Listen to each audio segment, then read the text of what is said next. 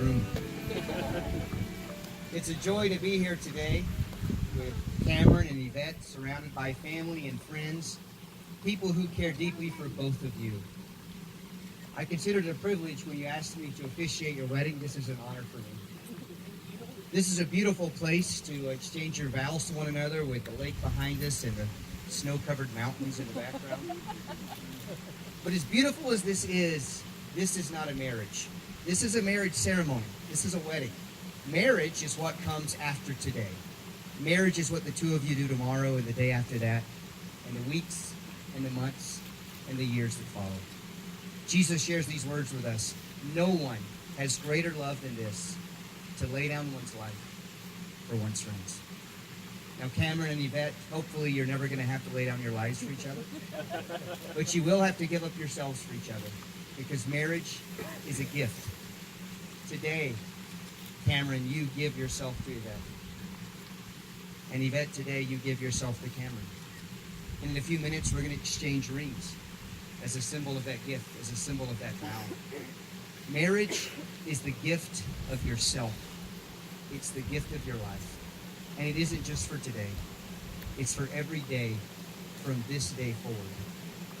But Cameron and Yvette, you must constantly give yourselves to each other. That's marriage. And it means letting go of petty things like who's right and who's wrong. It means putting your spouse's interests and needs and happiness before your own. It means that from now on, Cameron, Yvette's happiness is more important than your happiness. And Yvette, it means that from this day forward, Cameron's happiness is more important than your happiness. That's marriage.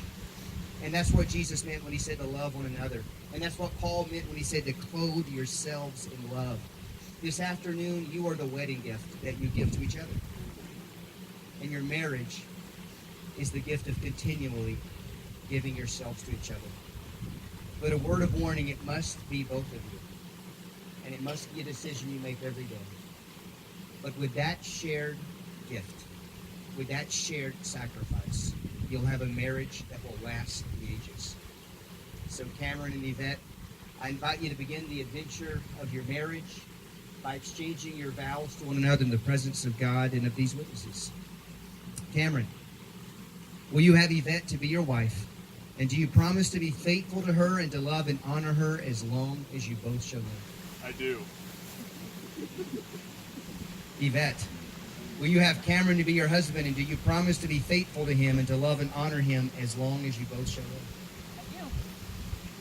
And now for the vows. The couple have written their own vows. So we'll start with Cameron. I'm going to give you the mic. Hope everyone can hear me.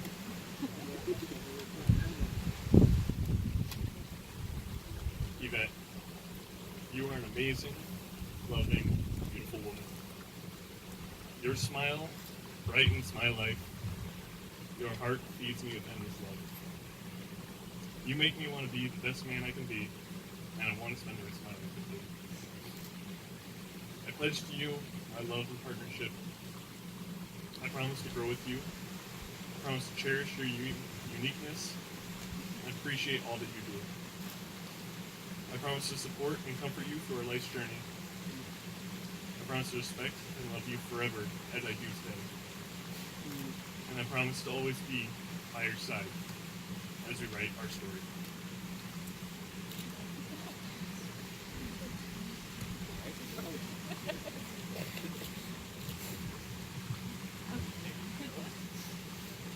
All right.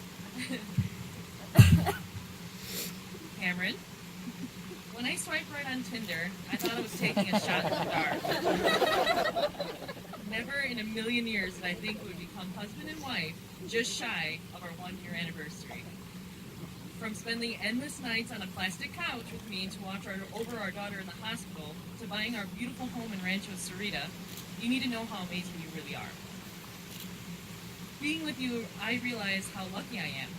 You snore and I hog the covers, but when I cook, you always clean. And if that doesn't sum up our relationship, I don't really know what does. I'm so excited to share this day with you in front of all of our family and friends. I'm so blessed to spend the rest of my life with you.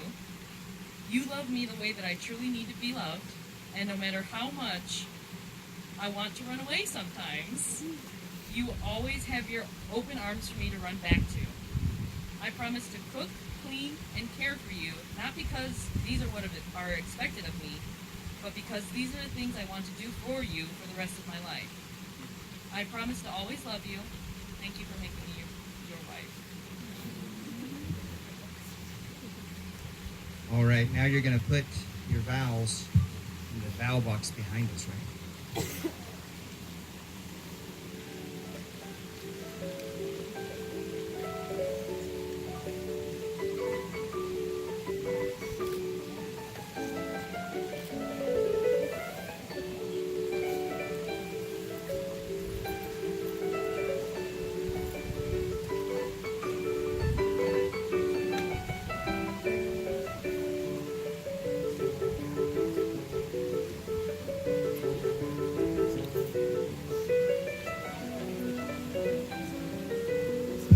And do we have rings?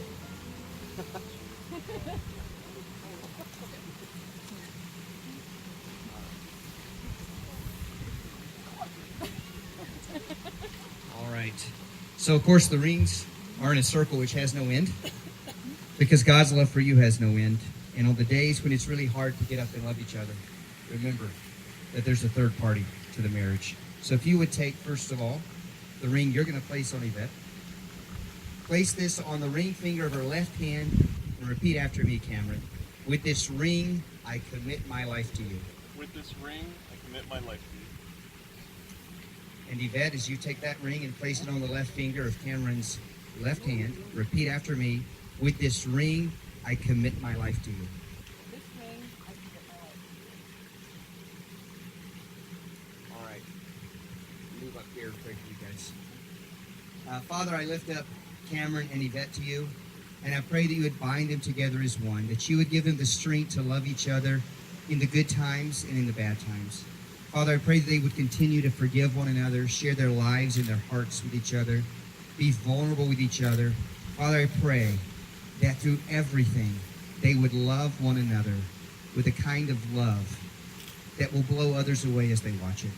Father, I pray that it would grow richer with time as you love them through each other. We pray this in Jesus' name. Amen. All right. By the authority committed unto me by the state of Arizona, I declare that Cameron and Yvette are husband and wife.